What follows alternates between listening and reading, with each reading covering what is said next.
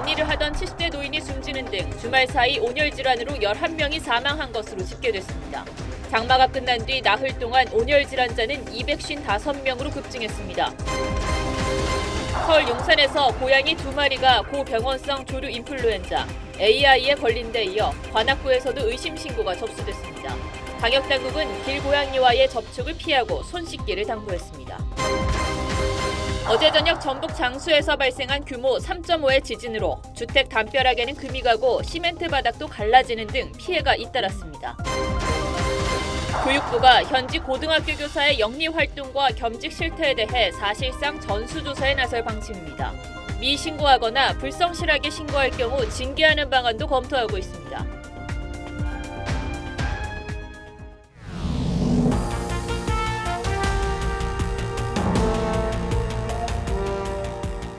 시청자 여러분 안녕하십니까. 뉴스7의 김명우입니다. 한낮 기온이 35도 안팎을 오가는 불볕더위가 계속되다 보니 인명피해가 속출하고 있습니다.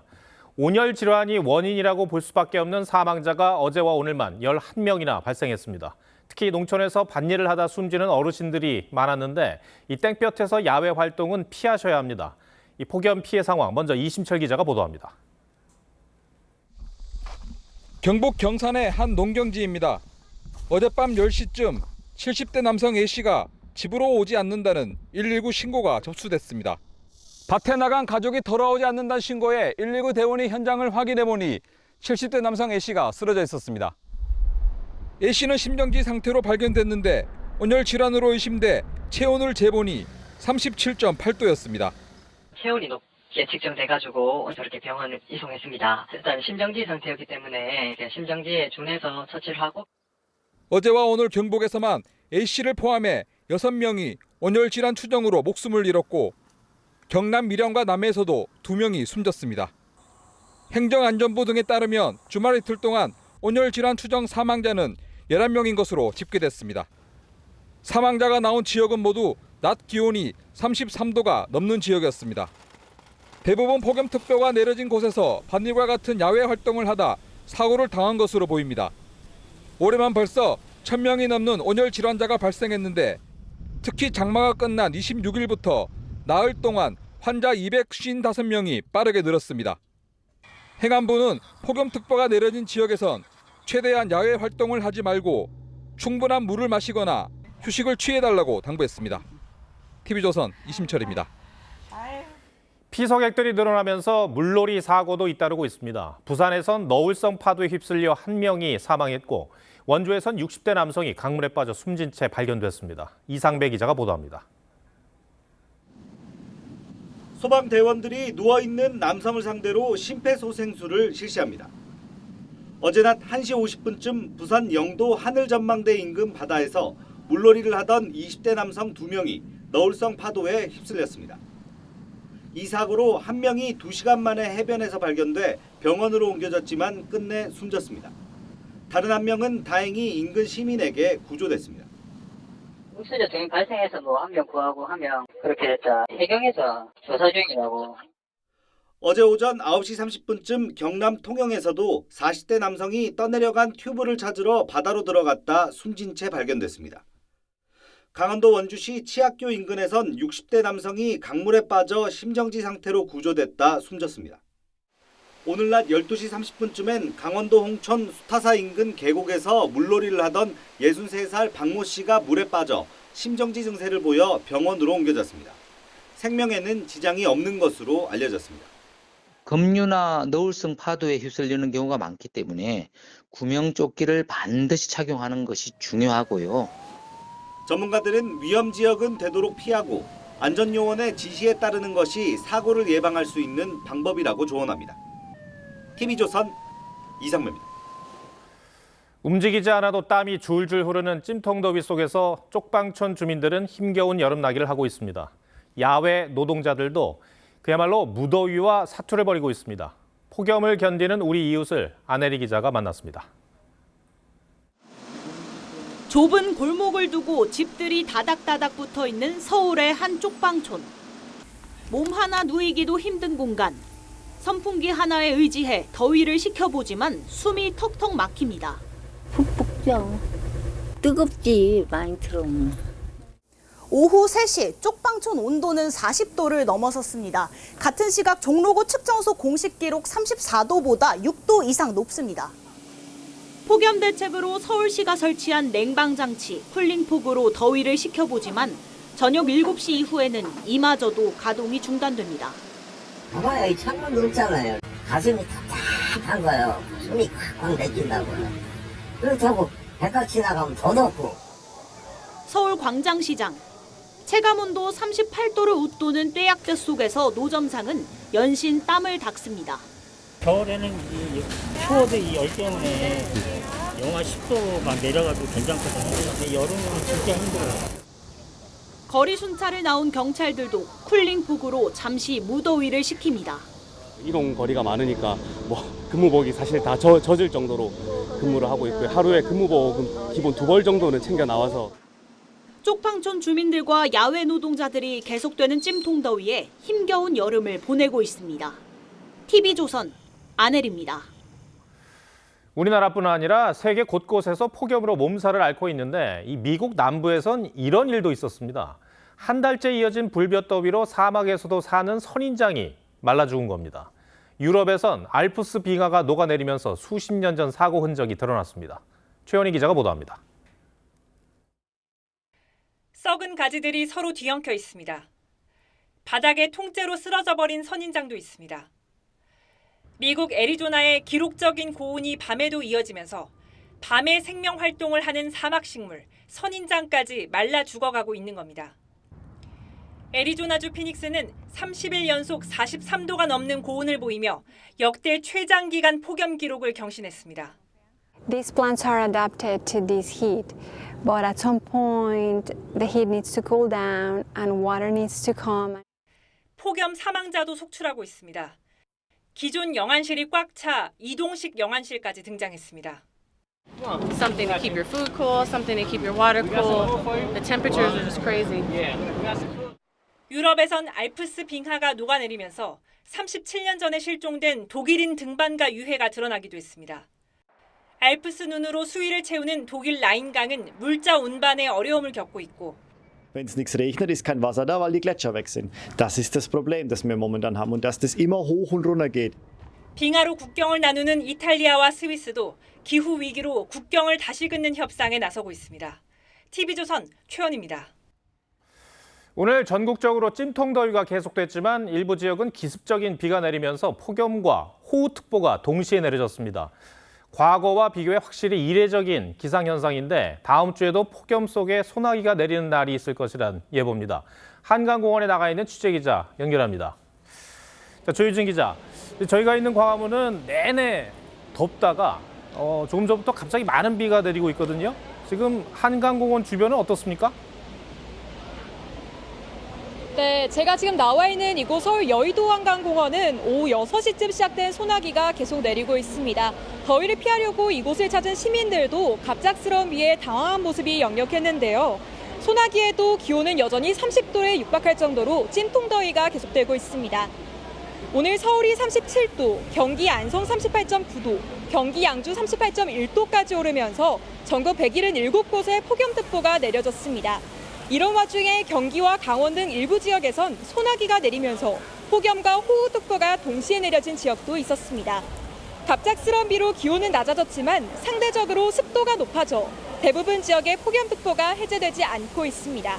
서울을 비롯한 전국 대부분 지역에서 밤사이 최저기온이 25도를 넘는 열대야가 기승을 부릴 것으로 전망됩니다. 기상청은 폭염과 소나기를 동반하는 이번 더위가 8월 둘째 주까지 최소 열흘간 계속될 것으로 전망했습니다. 서울 여의도 한강공원에서 TV조선 조유진입니다. 어제 이 시간에 전북 장수에서 규모 3.5에 달하는 지진이 발생한 소식을 전해드렸는데요. 인근 주민들은 천둥 치는 듯한 큰 소리와 함께 심한 흔들림을 느껴 급하게 대피했다고 당시 상황을 설명했습니다. 오래된 주택 담벼락에는 금이 가는 등 피해도 이어졌습니다. 박건우 기자입니다. CCTV 화면이 갑자기 좌우로 휘청거립니다. 도로를 지나던 차량은 멈췄다가 비상등을 켠 뒤 급하게 후진합니다. 어제 오후 7시 7분쯤 전북 장수군 북쪽 17km 지역에서 규모 3.5 지진이 발생했습니다. 벽에 기대고 있었는데 그냥 뭐 천둥처럼 그냥 우르륵 해서 그냥 대피하자고 해가지고 둘이 우왕좌왕 하다가 이 마을 일대에서 지진이 나자 전북 전역 등 50건이 넘는 지진 감지 신고가 접수됐습니다. 주택 담벼락은 위아래로 길게 금이 갔고 시멘트 바닥도 갈라졌습니다. 아이들은 갑작스런 진동에 식탁 밑으로 대피하기까지 했습니다. 그러니까 저희 아이들이 밥 먹다가 놀래가지고 식탁 밑으로 다 들어갔어요. 놀랬죠? 이러다 죽는구나. 주민들은 이번처럼 큰 진동을 느꼈던 지진은 처음이었다며 놀란 가슴을 쓸어내렸습니다. 어제 지진은 올해 한반도에서 발생한 지진 중 3번째로 컸습니다. 올해 이제 3번째 크기 규모였었고 대략 3.0 이상 가까이 되는 것들이 1년에 한 10회 정도 이렇게. 이번에 지진이 났던 인근 지역에선 1978년 지진 관측 이래 규모 3.0 이상이 10차례 있었습니다. TV조선 박고루입니다. 서울에서 고병원성 조류 인플루엔자 AI에 걸린 고양이들이 발견됐습니다. 나흘 전 용산에서 고양이 2마리가 확진된 데 이어 어제는 관악구에서 의심 신고가 들어왔습니다. 방역당국은 사람이 감염될 가능성은 희박한 것으로 보고 있지만 그래도 주의를 당부했습니다. 어떤 걸 조심해야 하는지 이태희 기자가 보도합니다. 방호복을 입은 연구원들이 고양이를 꼭 감싸 안습니다.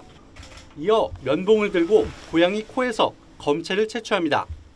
고병원성 조류 인플루엔자 AI에 감염된 고양이가 발생했다는 신고에 서울시가 전수조사에 나선 겁니다. 지난 24일 고양이 38마리가 집단 폐사한 서울 용산구 고양이 보호시설에서 2마리가 확진 판정을 받았는데 이번엔 관악구에서도 의심 신고가 접수됐습니다. 국내에서 고양이가 AI 확진 판정을 받은 건 2016년 이후 7년 만입니다. 보기 힘든 일이고 전 세계적으로도 몇 건 안 되는 걸로 알고 친숙한 반려동물이다 보니 걱정이 있으실까 봐. 방역당국은 고양이 AI에 사람이 감염될 가능성은 희박한 것으로 보고 있습니다. 다만 추가 확산을 차단하기 위해 신고가 안 된 민간 동물보호시설 현황을 파악하고 정밀 검사 등을 실시할 예정입니다. 세계보건기구는 최근 전 세계적으로 포유류가 AI에 감염되는 사례가 증가하고 있다고 경고했습니다. 방역당국은 길고양이와의 접촉을 피하고 고양이 분변 등을 만지지 말고 손 씻기 등을 철저히 할 것을 당부했습니다. TV조선 이태희입니다.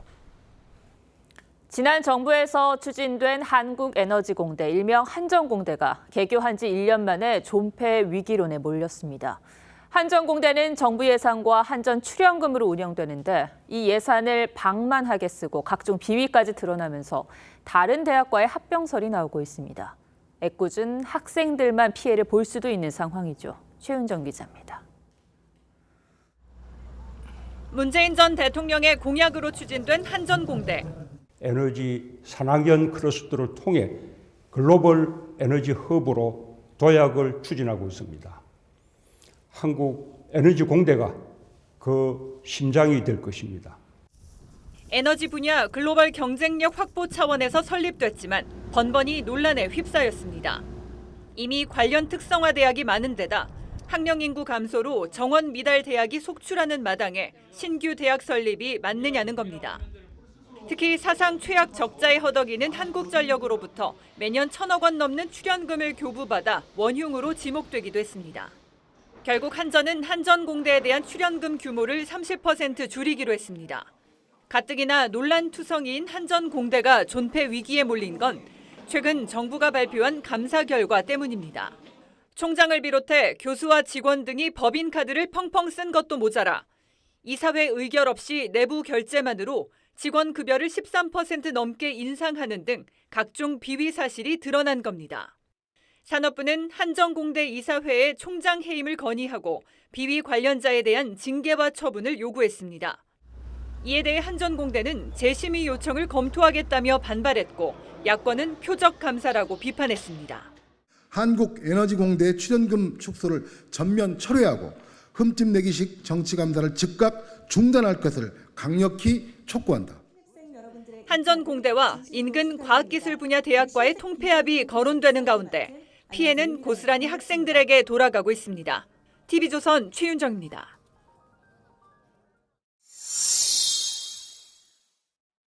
서울 신림동 흉기 난동범 조선의 신상이 공개됐습니다. 과거 증명사진과 CCTV에 담긴 모습이 함께 공개가 됐죠. 과거 사진은 CCTV와 상당히 달라 보였는데요. 체포된 당시의 모습을 찍는 이른바 머그샷, 이걸 공개할 수는 없는 것인지 사회부 한지은 기자와 따져보겠습니다. 자, 한 기자, 우선 머그샷은 정확히 언제, 어떤 경우에 찍는 겁니까? 네, 먼저 제 옆에 사진 먼저 봐주시겠습니까? 올해 5월 미국 미시시피에서 6명의 사상자를 낸 10대 총기 난사범 캐머런 에버레스트 브랜드의 머그샷입니다. 머그샷은 범인 식별을 위해 구금 과정에서 촬영하는 얼굴 사진을 뜻하는데요.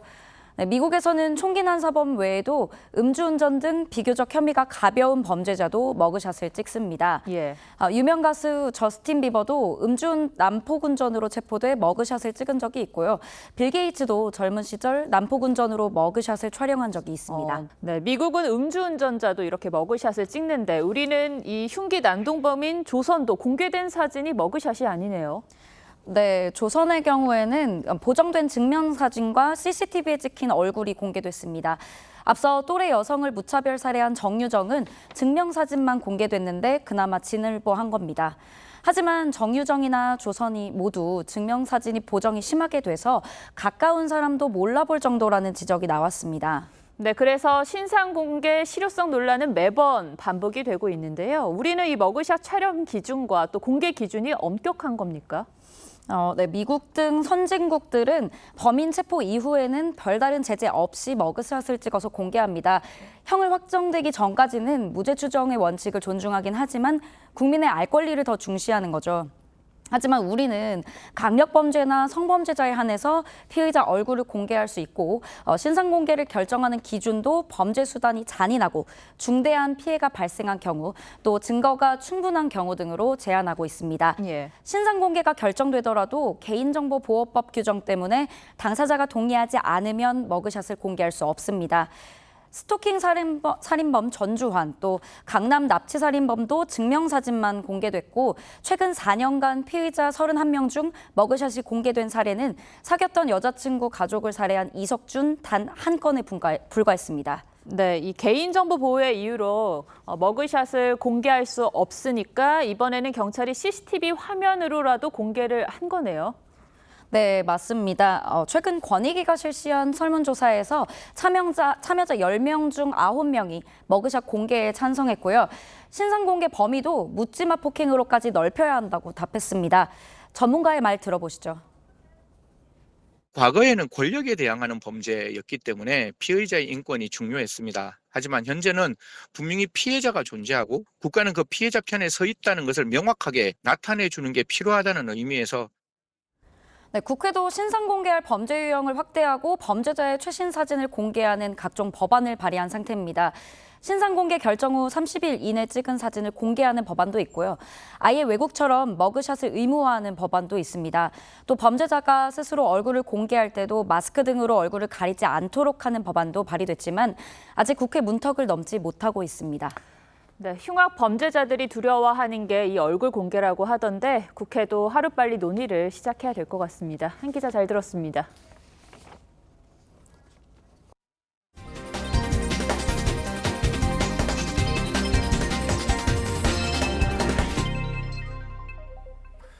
국민의힘 김기현 대표 체제가 출범 넉 달이 됐지만 존재감이 약하다는 평이 많았습니다. 이 당 지도부와 지자체장의 설화에 단호한 모습을 보이면서 당의 군기를 잡았다는 얘기가 나오는데 총선을 앞두고 김기현 대표의 숙제는 무엇일지 최민식 기자가 짚어봤습니다. 국민 정서와 동떨어진 언행을 잇따라 반복을 했습니다. 첫 정당대회를 통해서 심기일전하려고 했던 국민 정서와 동떨어진 행위나 언행을 하고 출범 넉 달이 되도록 당대표의 리더십이 보이지 않는다는 지적이 계속됐지만 김기현 대표는 조용한 방식으로 당의 기강을 잡았습니다. 홍준표 시장에 대한 중징계 직후 당내에선 이렇게까지 고개 숙인 홍준표는 처음 본다는 반응도 나왔습니다. 김 대표가 당의 기강을 잡는 리더십을 보였다는 평가도 있지만 전국의 이슈를 주도하지 못하고 있다는 비판도 동시에 나옵니다. 내년 총선을 앞둔 당의 급선무는 수도권 민심 확보인데 중도층의 표심을 사로잡을 만한 여당만의 이슈를 만들어내지 못한다는 겁니다. 국민의힘의 의석수가 18석이기 때문에 당이 되기 위해서 또는 과반을 넘기 위해서는 수도권에서 최소한도 46석 정도를. 오늘 발표된 여론조사에서 경기도와 인천 지역 국민의힘 지지율은 33.9%로 민주당에 비해 13.1%포인트 낮았습니다. 한중진 의원은 최근 당이 이슈를 주도하지 못하는 것은 심각한 문제라며 현재와 같은 흐름으론 총선을 치르기가 어렵다고 지적했습니다. TV조선 최민석입니다. 민주당의 고민은 더 깊어 보입니다. 이 전당대회 돈봉투 의혹과 무소속이 된 김남국 의원의 코인 의혹이 불거지면서 당 지지율이 하락세를 면치 못하기 때문입니다. 오늘 당 지도부가 가상자산 진상조사에 나서겠다고 한 것도 총선을 앞둔 지지율 하락과 관련이 많은 것 같습니다. 야당 상황은 이광희 기자가 전해드립니다. 지난 25일부터 사흘간 진행된 갤럽 여론조사 결과입니다. 한 달 전 34%를 기록한 뒤 하락세로 돌아선 민주당 지지율이 29%까지 떨어졌습니다. 오차범위 아니지만 민주당 지지율이 20%대까지 떨어진 건 윤석열 정권 출범 이후 네 번째입니다. 오늘 나온 여론조사도 일주일 전 조사보다 4.5%포인트 떨어졌습니다. 코인 논란으로 민주당을 탈당한 김남국 의원과 돈봉투 사건, 이재명 대표 사법 리스크 등 내부 악재의 미흡한 대처가 지지율 하락 이유로 꼽힙니다. 상반골 대북 송금과 관련된 리스크, 김남국 의원의 코인 리스크는 해소되지 않은 채 더 확대되고 있는 상황이죠. 조정식 사무총장은 오늘 간담회에서 널뛰기 여론조사를 우려할 상황은 아니라면서도 또 장차원에 직접적으로 여론조사들을 저희가 정기적으로 수행을 하고 있습니다만 두 자릿수 격차 정도로서 이렇게 앞서가는 것. 가상자산을 신고한 김홍걸, 김상희, 전용기 의원에 대한 자체 조사를 진행하겠다며 악재 해소에 신경 쓰는 모습을 보였습니다. 기초적인 지금 자료 수집 단계입니다. 그래서 자료를 꼼꼼하게 받아가지고 살펴보겠습니다. 지도부의 진화에도 당내에선 지지율 하락에 대한 우려가 커지고 있습니다. 충청권의 한 중진 의원은 우려할 만한 상황이 아니라고 애써 부인하는 안이한 자세가 더 문제라고 꼬집었습니다. TV조선 이광입니다. 북한이 며칠 전 심야 열병식 때 공개한 무인기가 미군의 최첨단 정찰 무인기를 쏙 빼닮아 관심을 끌었죠. 다만 성능도 그렇겠냐는 의문의 목소리가 적지 않습니다. 군 당국은 북한이 무인기 운영에 필수적인 인공위성이 없다는 점에서 사실상 단거리 정찰기 수준일 가능성에 무게를 두고 있습니다. 윤동빈 기자가 보도합니다. 북한의 공격용 무인기 샛별 구형에서 미군의 헬파이어와 유사한 대전차 미사일이 발사됩니다. 지난 27일 열병식에서 공개된 샛별 9형과 정찰용인 샛별 4형은 미군의 최첨단 무인기와 유사해 각각 북한판 리퍼, 글로벌 호크라는 별명이 붙었습니다. 세계 병기 발전사의 전무후무한 기적적인 위력을 갖추고 출현한 첨단화된 주체 병기. 하지만 최첨단 무인기는 20km 상공에서도 지상 30cm 크기의 물체를 식별할 수 있는 광학 카메라와 목표물을 다각도에서 탐지해 입체 형상을 그려낼 수 있는 레이더, 24시간 이상 비행 가능한 터보프롭 엔진 등이 성능을 좌우합니다. 북한이 공개한 위성 사진의 해상도와 과거 우리나라에 침투시킨 무인기에 탑재된 카메라를 고려하면 정찰 성능은 크게 떨어질 거란 평가가 나옵니다. 위성 통신을 할 수 없는 북한으로서는 전술적 수준의 단거리 정찰용에 불과할 것입니다. 하지만 북한이 무인기에서 대전차 미사일을 발사할 수 있을 정도의 기술 수준은 갖춘 것으로 보여 군도 대응책 마련에 나섰습니다. 방위사업청은 무인기가 적 본부로부터 수신하는 통신 신호를 교란해 목적지와 다른 곳에 착륙시키는 안티 드론건을 조기에 실전 배치할 계획입니다. TV조선 윤동빈입니다. 미국과의 패권 경쟁뿐 아니라 여러 외교 현안이 산적한 중국이 다시 왕이 정치국 위원을 외교부장에 앉혔습니다. 애국적 국수주의자라는 평을 받는 왕이 외교부장의 재등장은 우리에게도 시사하는 바가 적지 않습니다. 특히 한미일과 북중러의 이 대립구도가 뚜렷해진 국제 정세 속에 이 노련한 외교 전문가가 한국에 대해 어떤 외교 전략을 펼칠지 현재로선 가늠하기 쉽지 않습니다. 오늘은 이유진 기자가 돌아온 왕위에 이 포커스를 맞췄습니다. 중국 전인대 상무위원회가 긴급 소집된 지난 25일, 관영 CCTV가 회의 결과를 발표합니다. 免去秦刚兼任的外交部部长职务，任命王毅为外交部部长。 7개월 만에 외교 수장이 경질된 것도, 그 자리에 상급자이자 전임자를 임명한 것도 처음입니다. 有点意外的，因为按照我对时事的一些理解，按理说是不会换这么快的。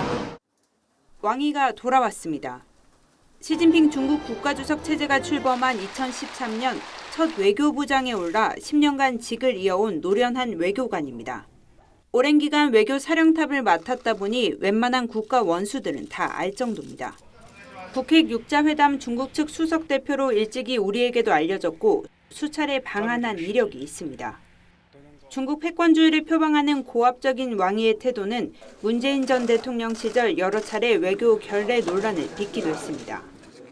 这个世界不光只有美国呀。 시진핑의 사람으로 승승장구하던 친강이 돌연 사라진 이유를 여전히 설명 못하는 중국은 일단 70세 외교 소방수를 다시 기용하며 지도 체제 내 충격을 줄이려 한 것으로 보입니다. Very sudden changeover creates a certain degree of unease for outside observers. Many people, businesses, other governments, they like predictability, they like stability. 당장 미중 정상회담이 논의 중이고 우크라이나 전쟁의 중국 역할론도 부각되는 상황입니다. 왕 부장이 복귀 이후 한중일 관계 증진을 강조한 만큼 3국 정상회담이 재개될 가능성도 나옵니다. 뉴스7 포커스입니다. 한동안 차가웠던 주식시장이 2차 전지주가 몰고 온 열풍 때문에 돈이 몰리고 있습니다. 투자자들이 증권사에 맡겨놓은 돈이 이달에만 6조 원 넘게 폭증했습니다. 2차 전지 종목이 상한가를 치는 상황에서 나만 기회를 놓칠 것 같은 불안함에 빚을 내 투자하는 비투도 다시 급증하고 있는데요. 극심한 변동으로 혼란스러운 만큼 주의하셔야겠습니다. 송무빈 기자입니다. 미사일역도 정치가 안 끝나다고 함께 하시라고 말씀드리고 싶습니다. 에코프로가 달군 2차 전지주의 인기는 지난주 급등락을 반복한 롤러코스터장에서도 이어졌습니다. 투자 열기의 가늠자인 투자자 예탁금은 지난 28일 기준 58조 1,900억 원, 한 달 새 6조 원이 넘게 늘어 1년 만에 최대치를 기록했습니다. 2차 전지 종목으로 매수세가 몰리면서 증시 거래 대금도 2년 만에 처음으로 27조 원을 넘어섰습니다. 특히 이번 달 에코프로와 에코프로 BM을 합친 거래 대금은 전체 코스닥 시장 일평균 규모의 20%를 넘습니다. 쏠림 현상은 포스코 그룹주 등을 중심으로 코스피 시장까지 퍼졌고 빚까지 내서 투자하는 비투와 기존 보유 종목을 팔아서 사들이는 투기 수요마저 늘고 있습니다.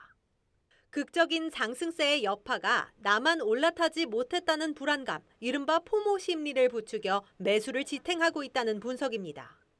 뒤따라 들어가는 거는 그만큼 싼 가격에 사는 것도 아니고 다시는 돌아오지 않는 가격일 수도 있는 거니 조심할 필요가.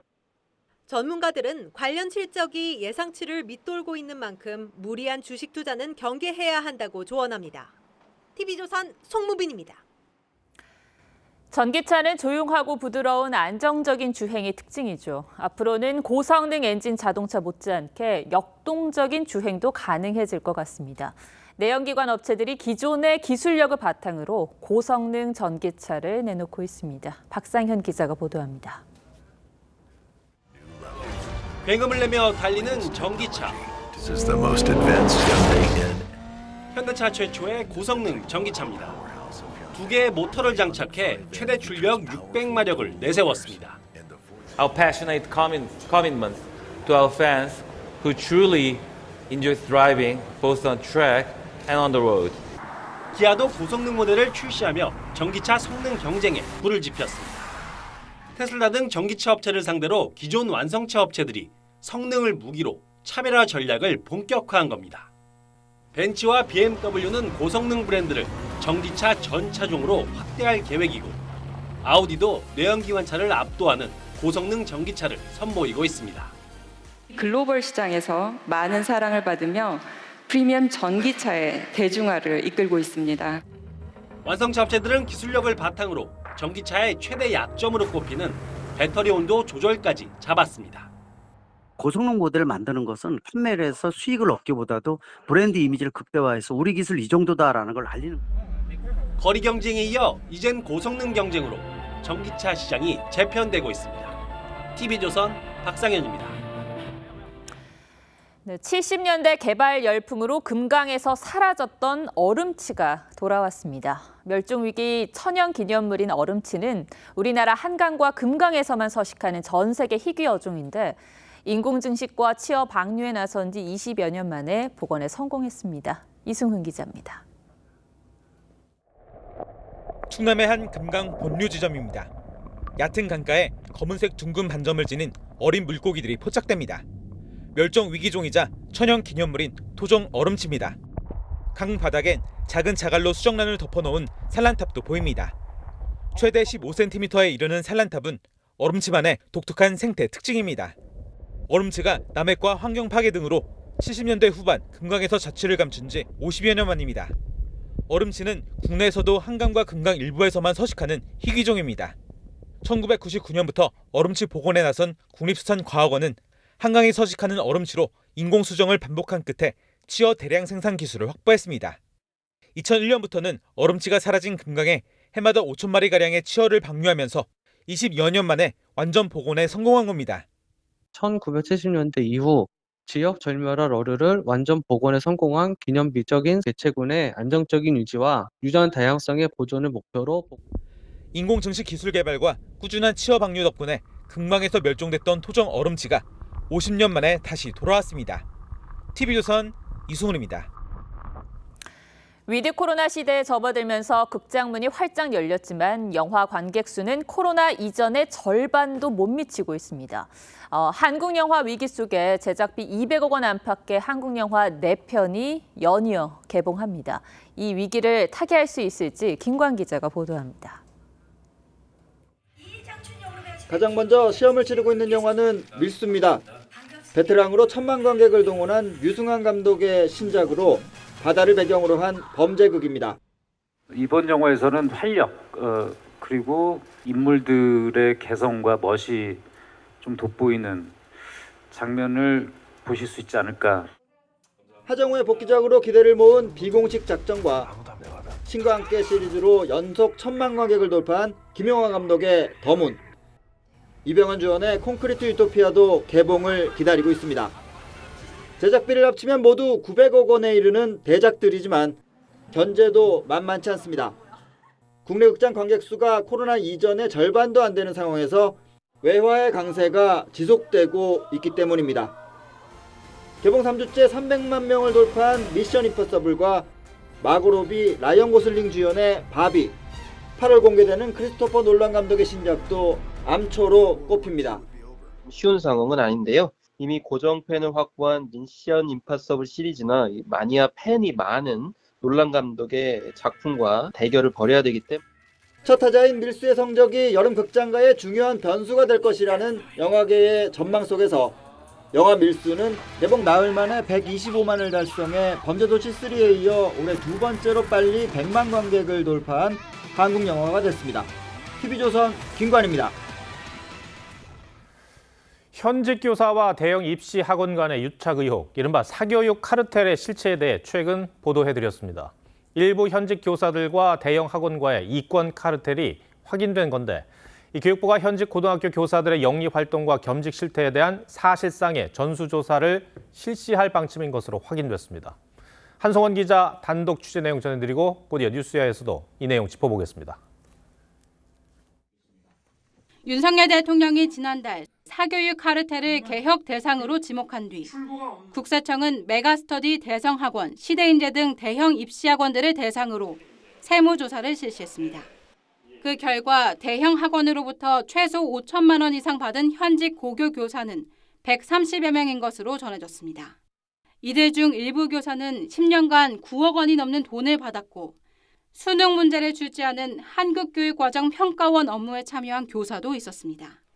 현직 교사는 국공립이나 사립 관계없이 원칙적으로 영리 활동이 금지돼 있습니다.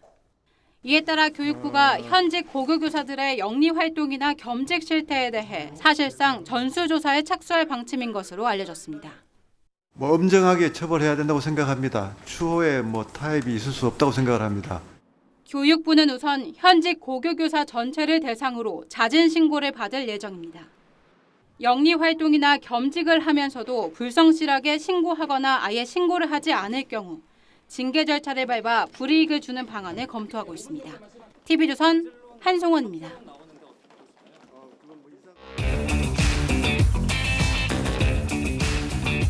뉴스야 시작합니다. 정치부 한송원 기자 나와 있습니다. 첫 번째 물음표 볼까요? 네, 첫 번째 물음표는 사교육 카르텔 2차 조사 착수입니다. 자, 한송원 기자 단독 보도 내용 방금 봤는데 교육부가 현직 교사들의 겸직 활동에 대해서 사실상 전수조사에 나선 건 상당히 이례적인 것 아닙니까? 예, 그동안 교육부가 유튜브와 같은 일부 겸직 활동에 대해 전수조사를 벌인 적은 있지만 이렇게 겸직 활동 실태 전반에 대한 전수조사는 처음이라고 합니다. 그만큼 사교육 카르텔 개혁에 총력전을 벌이는 걸로 봐야 할 텐데요. 일단 잦은 신고를 받아본 뒤에 불성실하거나 허위로 신고할 경우엔 징계하는 방안을 검토 중이라고 합니다. 현직 교사들이 돈을 받고 이 대형 학원 교재 제작에 참여했다면 그거는 법을 위반한 걸로 봐야 됩니까? 우선 교사들은 공립이냐, 이 사립이냐를 불문하고 모두 국가공무원법 적용을 받아서 영리 활동이 금지됩니다. 하지만 국가나 공익을 위한다는 조건 하에 학교장 허가를 받으면 겸직이 가능하긴 한데요. 교육부는 특정 입시 학원과의 유착이 이 같은 겸직 허가 사례에 해당하는지를 따져보고 있는데 카르텔 의혹이 사실로 확인이 될 경우 청탁금지법 위반으로 형사처벌이 가능하다고 보고 있습니다. 다만 이 교재 제작에 참여했더라도 몇 개 문제에 관여했는지 등의 입증이 쉽지 않는 어려움은 있다고 합니다. 형사처벌이 안 되면 어떻게 되나요? 징계를 받습니까? 예, 교육부는 그럴 경우에 국가공무원법상 영리 업무의 금지, 성실 의무 위반으로도 징계할 수 있다는 입장인데 고의성이 인정되면 정직, 강등, 해임, 파면 등 중징계 처분이 가능하다고 판단하고 있습니다. 이틀 전 이주호 장관의 국회 발언 들어보시죠. 가장 엄정하게 저희가 처벌할 수 있도록 그렇게 하겠습니다. 교육부 자체 감사나 조사를 통해서 사교육 비리 첩결을 발본 세곤해 나가야 될 것이라는 것을 말씀을 드립니다. 사교육 카르텔 혁파는 공교육 회복을 위해서 가장 중요한 지금 어젠다라고 생각을 합니다. 최선을 다해서 하겠습니다. 이 교육부 실태조사와 별개로 감사원 감사도 준비 중이라고요? 예, 이 감사원은 입시 학원으로부터 수익을 얻은 교사들이 속한 학교 등을 감사 대상으로 검토 중인 걸로 알려졌습니다. 특히 대형 입시 학원과의 거래를 허가한 학교의 이사장 등의 관리 감독 책임을 묻는 방안도 살펴보고 있습니다. 내부적으로 저희들이 자료를 모니터링하면서 어떤 식으로 감사를 할지 그런 내부는 검토를 하고 있다는 말씀드리겠습니다. 이 같은 정부 방침에 대해서 대형 입시학원들은 어떤 입장입니까? 네, 운영을 시작한 지 10년도 안 돼 이 대치동의 대표 입시학원으로 급성장한 시대인재는 높은 적중률을 보인 사설 모의고사 문제로 유명하죠. 이 시대인재를 다닌 학생에게 저희 취재진이 물어봤더니 수업을 듣지 않는 학생도 교재를 받기 위해 이 전액 수업료를 다 지불한다고 전하기도 했습니다. 시대인재 측은 교재비를 비롯한 사교육비 관련 비판을 겸허히 수용하고 수능을 보다 공정하게 개선하려는 교육부 정책 기조에 깊이 공감하고 사회적 역할을 고민하겠다고 했습니다. 네, 알겠습니다. 첫 번째 물음표 정리해 볼까요? 예, 첫 번째 물음표 사교육 카르텔 2차 조사 착수의 느낌표는 돈 준비된 제자에게 나타난 스승 이렇게 뽑아봤습니다. 이 준비된 제자에게 스승이 나타난다. 이 중국 사상가 노자의 말입니다. 하지만 이런 격언이 무색하게 요즘엔 월 300만 원이라는 고액 학원비를 지불하는 학생에게만 적중률 높은 교재로 무장한 스승이 나타나는 게 현실입니다. 이런 쓰라린 현실을 일부 학교 선생님들이 부추기고 있는 건 아닌지 되돌아봐야 할 것 같습니다. 네. 두 번째 물음표는 뭡니까? 예, 두 번째 물음표는 청에 모인 역대 대통령 가족들입니다. 역대 대통령 가족들이 모두 참여했습니까? 청와대 개방 1주년 특별전 우리 대통령들의 이야기가 지난달 개막했는데 역대 대통령 가족 6명이 어제 함께 관람을 했습니다. 네. 보시는 것처럼 이승만, 윤보선, 박정희, 노태우, 김영삼, 김대중 전 대통령 가족 6명이 참석했습니다. 모두 전 대통령의 아들이 참석했고 이승만 전 대통령의 경우 며느리가 참석했습니다. 보니까 참석하지 않은 대통령 가족도 있군요. 예, 저희가 취재를 해보니까요. 전두환, 이명박, 문재인 전 대통령 가족들은 문체부가 초대를 했지만 응하지 않은 것으로 전해졌습니다. 박보균 장관은 역동적 현대사의 갈등과 대립을 대통령 가족들의 화해를 통해서 극복하자면서 이 초청에 의미를 부여했는데요. 참석자들은 정치사에서 처음 있는 만남이라면서 통합과 긍정의 대통령 문화가 퍼지는 계기가 되도록 노력하겠다고 입을 모았습니다. 알려지지 않은 뒷얘기도 있을 것 같아요. 예, 저희가 별도로 얘기 들어봤는데요. 과거 방한한 이 클린턴 전 미국 대통령과 김영삼 전 대통령이 함께 조깅을 했던 에피소드도 화제에 올랐다고 합니다. 클린턴 전 대통령은 40대였고 김영삼 전 대통령이 60대였는데 두 사람의 이 승부 근성이 발휘돼서 점점 속도가 빨라지더니 나중에는 이 100m 달리기처럼 뛰었다고 하는데요. 네. 당시 통역을 했던 박진 장관이 따라가지 못했다는 대목에선 웃음도 터졌다고 합니다. 네, 자, 뒷얘기가 참 재밌습니다. 최근 역대 대통령 가족들의 모임도 있었죠? 예, 박정희, 노태우, 김영삼, 김대중 전 대통령의 아들은 지난 2월에 첫 회동 이후에 이 단체 대화방을 만들었고 지난 5월엔 2차 모임, 또 10여일 전인 지난 19일엔 세 번째 모임도 가진 걸로 취재가 됐습니다. 지난 3차 회동에서는 친환경 기념품을 만들어서 사회에 환원하는 일을 하자는 논의도 있었다고 합니다. 네. 두 번째 물음표도 정해볼까요? 예, 두 번째 물음표, 청에 모인 역대 대통령 가족들의 느낌표는 역사는 과거와 현재 끊임없는 대화, 이렇게 뽑아봤습니다. 네. 유명한 역사학자 E.H. 카의 말이죠. 이 현재 대한민국의 발전은 우리 선조들의 업적들이 쌓여 만들어진 것입니다. 정권에 따른 정책 변화는 불가피하겠지만 정말 국민에게 도움이 되는 정책이라면 이 진영을 따지지 않고 추진하는 지혜도 필요하다는 생각이 듭니다. 알겠습니다. 한성원 기자, 잘 들었습니다.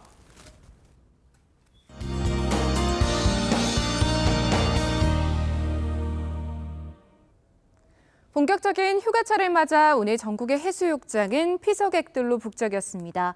저녁이 된 지금도 기온이 크게 떨어지지 못하고 있고요. 도심과 해안 지역으로는 오늘 밤에도 열대야가 나타나겠는데요. 잠들기 전 격렬한 운동은 피해 주시고 찬물보다는 미지근한 물로 샤워하는 게 숙면에 도움이 되겠습니다. 폭염특보 속 내일도 무더운 날씨가 이어지겠습니다. 한낮에 서울과 대전은 34도까지 오르겠고요. 아침 기온은 서울과 부산이 26도로 예상됩니다. 한편 대기가 불안정한 상태에서 산발적으로 강한 소나기 구름이 발달해 있습니다. 저녁까지는 중부와 전라권을 중심으로 강하게 쏟아지겠고요. 내일도 오전부터 낮 사이 제주에, 오후부터 저녁 사이에는 전국 곳곳으로 지나겠습니다. 당분간 낮에는 무더위가, 밤에는 열대야가 기승을 부리겠습니다. 날씨였습니다. 7월 30일 일요일 뉴스7 마치겠습니다. 함께해 주셔서 고맙습니다.